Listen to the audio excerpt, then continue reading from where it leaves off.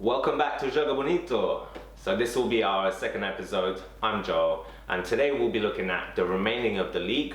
We did a top 6 video where we looked at the previous top 6 from last season, how they're shaping up, and this episode we'll be looking at the rest of the league, and I'll be trying to work out, or I'll be giving my opinion on how each of these teams are likely to end up in. It might end up being another pretty longish video. There'll be some timestamps on the description, so if you just want to check out your team and what I think they're going to be looking like and where they will end up being positioned, then check out the description and you'll have a shortcut to your individual teams there. Right, let's jump straight in. In 20th position and last, Cardiff City. In terms of the relegation battle, the bottom 3 teams, they're likely to have the same problem. Just not enough quality and goals, simply. Junior Hoylett will be the main threat, and Josh Murphy will be the guy in charge of providing him with goals. Bobby Reid is interesting, having scored 21 goals last season for Bristol City in the Championship, but let's see how he adjusts to the Premier League and whether he can replicate any sort of ROI anywhere near close to that. In terms of manager now, Neil Warnock, very experienced at both Championship and the Premier League. He has the record 8th promotion this time around, but he's also always been relegated when in charge of the Premier League side, and I really can't see that trend changing. So, well, prove me wrong, my man. Let's see how you do. Now, second to bottom at 19th is Huddersfield Town. Terence Congolo is a really good signing for them, and he now has a chance to fulfill his potential, whereas Jonas Lossell was brilliant at times, but also erratic. Only 4 players had more errors that led to goals in the whole of the league last season, so he needs to improve on that. But age is on his side. Let's see how he does it this time around. Now, in terms of manager, David Wagner did an amazing job last time around. Had a lot of interest, a lot of people liked him, and he stayed loyal, which I think might end up backfiring this time around. But they're, again, a very good team, but with the recurring theme of lack of goals, I really don't see them staying up this season, which is why Huddersfield will be going down on 19th place this season. Last relegation spot, in my opinion, will be Brighton and Hove Albion at number 18 at the end of this season. As with the previous 2, Brighton will struggle for goals. Locadia, Andone and Yahan, I'm not even going to try and pronounce the last name on the last guy, but there's just not enough goals or proven goal scorers, even between those 3, to kind of justify that. But we might get a surprise there. As a manager, Chris Hughton is really underrated. Really like what he's done at his various clubs, but I'm afraid this second season will have the same sort of consequence as with Norwich, which is relegation, I'm afraid. And that completes our relegation 3. At number 17, we have Watford, just above the relegation. Might still be in the scrap towards the last end of the season, but I see them just about making it, and they'll end up on 17. In terms of players, they've lost Richarlison and they've replaced him with Dulafel, which is pretty decent in terms of the money involved in the sale, but nowhere near in terms of replacing the quality that Richarlison brought and also the potential. Dulafel has as many tricks, but needs to be more direct and efficient with his end product to really have any sort of impact that's going to have an uplift on Richarlison. Doucouré is a mountain of a player. He's going to develop even further, and I'd be surprised if at the end of the season he's still going to be there. Ben Foster should take over from Aurelio Gomez, and Domingo Esquina, who came in from West Ham, took a little bit of a gamble looking for some game time, but he's a talent, and let's see what he does this season. I'm quite hopeful for him, well, being Portuguese as well. Again, a little bit of bias there. Javi Garcia as a manager is really good, but he needs to find some goals and also solve the away form issue that he had last season to have any sort of improvement from there, but they should be safe.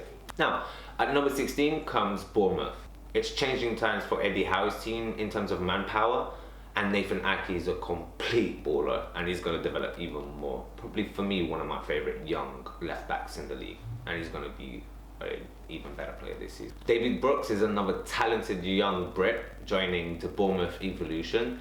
really suits the style of play, and Jefferson Lerma is going to add a lot of skill to that midfield and add just a little bit more solidity in terms of all of those goals conceded. But no, expect some really good ball playing football from Bournemouth yet again, and they'll probably have to outscore the opposition as they usually do. So a lot of entertainment on that side of things as well. Management wise, we all know what Eddie Howe has done.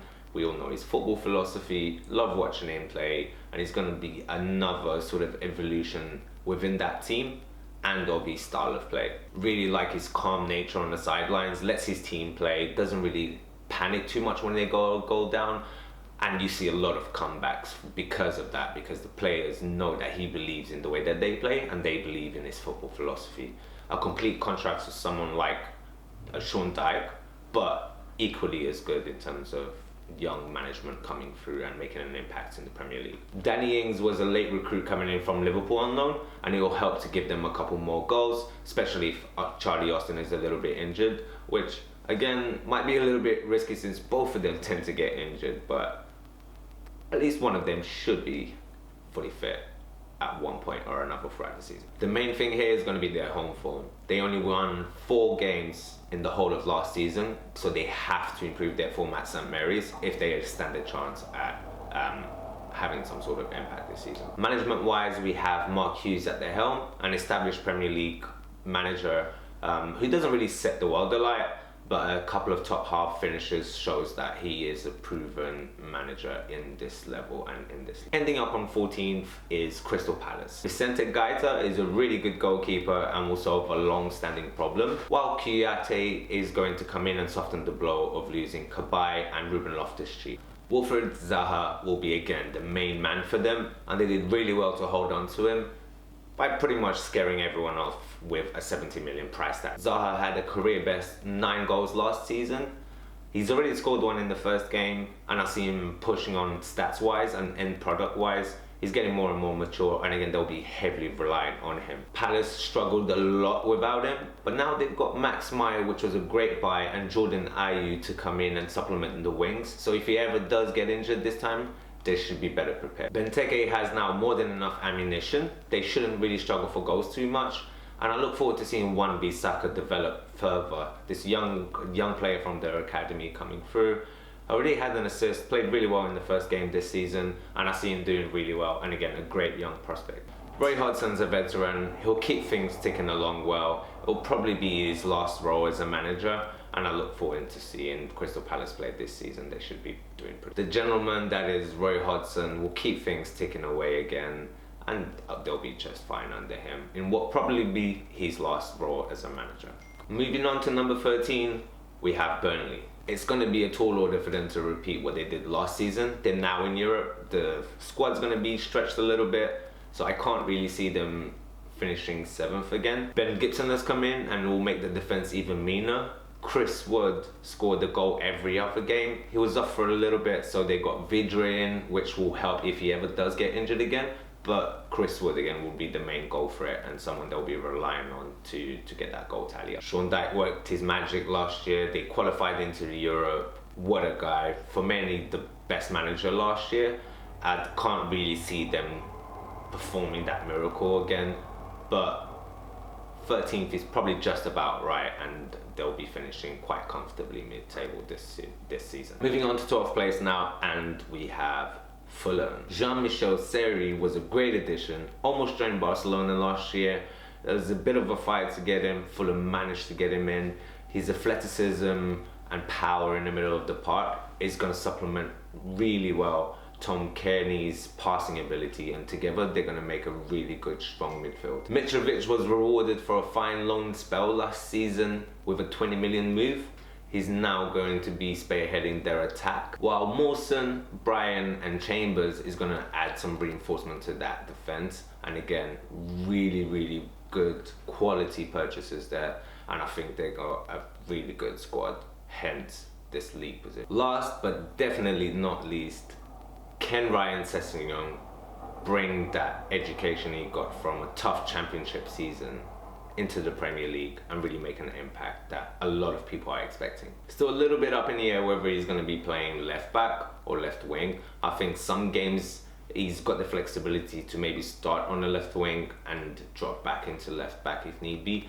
He scored 15 goals last season, massive creative flair, and again, a great talent. I see him, like, I'm really excited for him, and I see him in the same kind of mold as Phil Foden at Manchester City, and really fucking great young talent. Management wise, Jukanovic is one cool cat. High rated, plays a really good, attractive brand of football, and even to the point where he was linked to the Chelsea vacancy in the summer.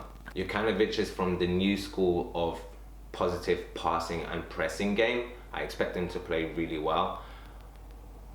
Do they have a plan B is probably the main question. If the passing doesn't really work against the top six, we'll see how that goes. But a massive asset to the Fulham project under Khan, and I see the Cottagers really excelling in their return back to the Premiership, hence finishing 12th. Now, onto the 11th position on the table, we have Newcastle. And this will be Rafa's Benitez's biggest challenge so far at his time at Newcastle. Some very astute signings, albeit mostly because of restricted and pretty damn short transfer budget. They've brought in Kennedy, who we saw what he could do last season. A bit more consistency and development could turn out to be one of the loan signings of the season. The permanent signing of Dubravka in goal for 4 million is really good.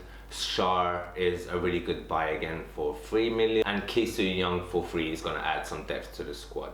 Mutu and Rondon are good additions to their forward line, although not at all an upgrade to Mitrovic, who was sold to Fulham. Mutu and Rondon are really good attacking players, but a downgrade from Mitrovic, who is good again, but just further dilutes the quality of the squad, I think. An interesting point, I think, is Mutu coming in from the Japanese market. Commercially, Mike Ashley played a good card there. At the helm, we all know what to expect from Rafael Benitez, one of the best managers in the game.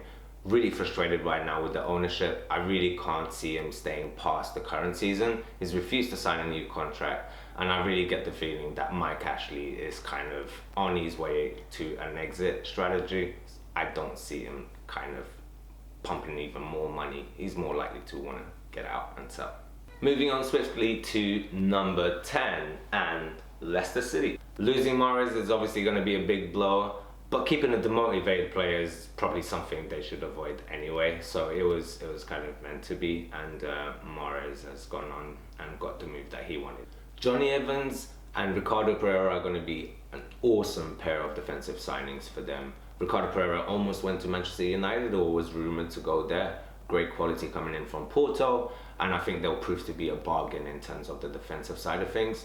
They're good going forward, and again, they shored up the defence as well, which is going to make them a lot more balanced as a team. Talking about going forward, James Maddison is a great signing. Damari Gray is going to get even better. He's young. Now he's got to get some stats, some end product.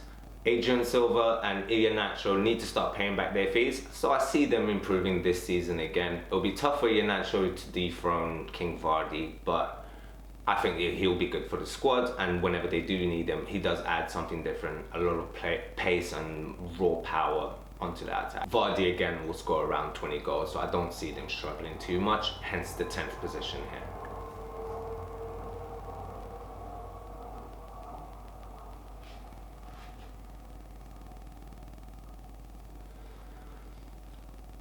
The one sort of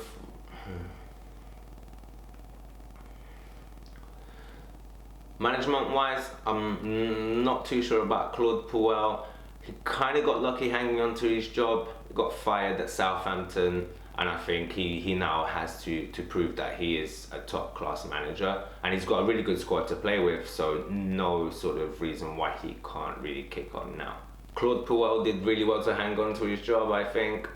Got fired at Southampton after a pretty poor performance there, but still got a chance here. He's got a great team, so I see him quite comfortably finishing in the top half of the Premier League.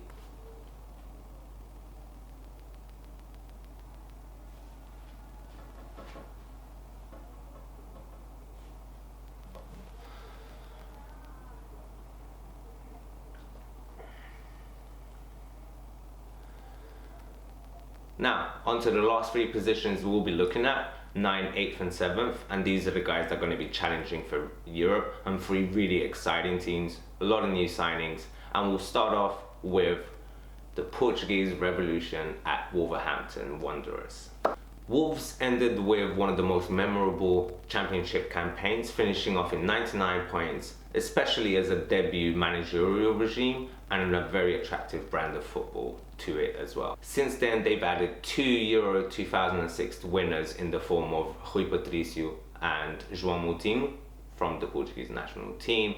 Raúl Jiménez, who's a Mexican international, has joined from Benfica as well, further boosting their attacking lineup, and a slight forecast has told me that he scored in his first game as well. We then have their midfield maestro Ruben Neves, who was the youngest Champions League captain and then operating at the championship last season. Went down a level, but really proved to be the right choice for him to develop. Out wide, you'll have Adama Traore and Diogo Jota causing a lot of problems for defenders. Diogo Jota very skillful and relatively quick, whereas Adama Traore is a beast of a road runner, really hard to stop when he gets going. If he can get that final ball in, then people like Jimenez are going to have a field day, and a lot of defenders are going to be left behind. And if they need the plan B, in comes Willy Boni and Benik Afobe for more direct and route one sort of play if they have to be chasing the game. If they happen to be chasing the game and need to get a result and need a more direct approach. Management-wise, we have Nuno Espírito Santo, who doesn't really look that Portuguese. He looks like one of my mates being called uncle. So I don't really get where that is, but very highly rated. And curiously, he was George Mendes' first ever client. So again, that relationship is well founded there. There's a good connection between the playing and the management side of the club. So there should be a lot of unity, and they should be able to push together. It'll be quite ambitious of him to try and play a passing game in the Premier League. It's a lot better opposition. I don't know if they will have a plan B, but they definitely will be ones to watch, and I think a lot of value for money, and should be picking up a lot of the TV coverage. The other team to be fighting for European spots and coming in at 8th is West Ham United. The Hammers will surely be hoping that the investment and new signings will be a new era led by Manuel Pellegrini. Felipe Anderson is definitely their marquee signing, having been linked with Barcelona and Manchester United.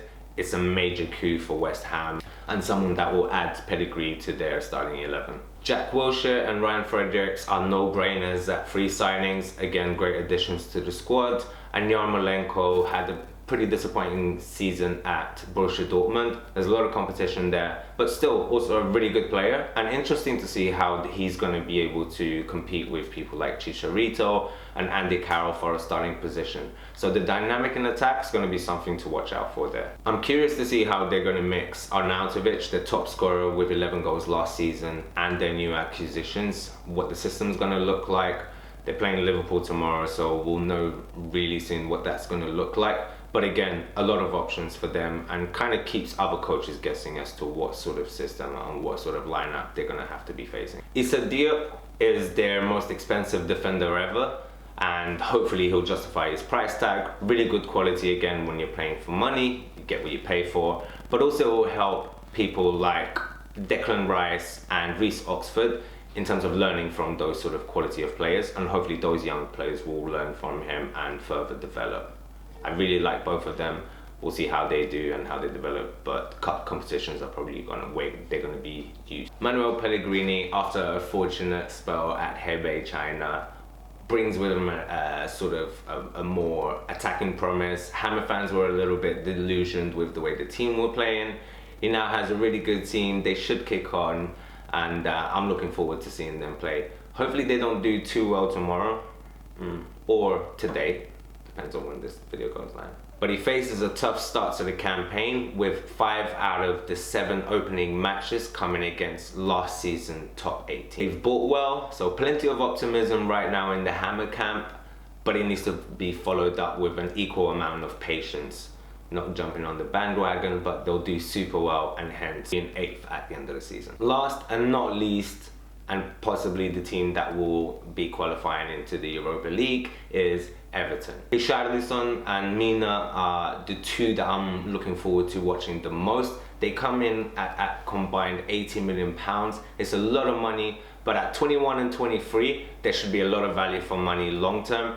And I've got a feeling a lot of bigger clubs will eventually come in for them. I expect a lot of things from them. Andre Gomes and Zuma will add a lot of quality and depth to the squad during their loan spell this year. The other Samba star coming into Everton this season is Bernard. He might have not costed 50 million, actually didn't cost anything, but again, a really good and solid squad player that will help them through various stages of the season. Footballing world and the transfer market has evolved to the point where the digits thrown around are ridiculous, but I will be doing the best free market or free agent transfers into the Premier League, so keep an eye out for that. Now, helping Richarlison and Sigurdsson spearhead this new sort of play at Everton and this new influx of players. Now that completes my preview to this season's Premier League. I hope you enjoyed. Again, for the first 2 videos on the channel, pretty long. Let me know what you think. Let me know how you see this season going. What players you're looking forward to watching the most. Who you think is going to be the surprise package. And remember, like, comment and subscribe. So I'll be sending 3 of you a couple of merchandising to help you follow our journey here on YouTube. Thanks again, and as always, Joga Bonito.